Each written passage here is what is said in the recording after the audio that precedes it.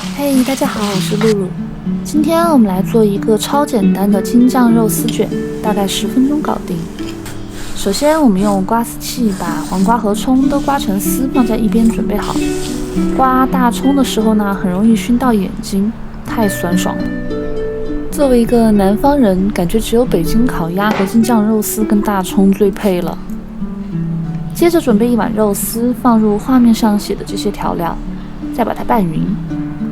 其中放油是为了更好的锁住肉丝的水分，肉丝才能够裹着浆，不干不水的那种状态是最合适的。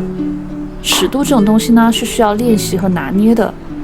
完了，我们再来准备一份酱汁，放1勺淀粉，再放入生抽、蚝油、甜面酱和水，拌匀就可以开始炒肉了。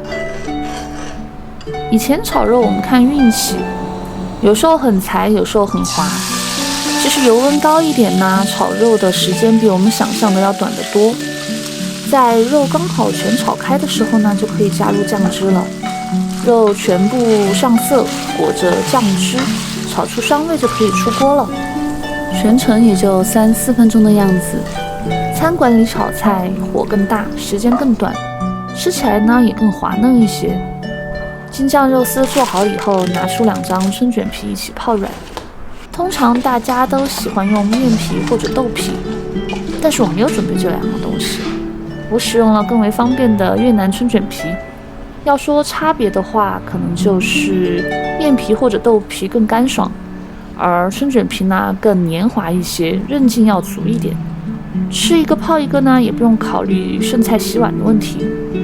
由于刚出锅的肉丝比较烫，很容易把春卷皮烫破，但是没关系，我们卷过去就好了。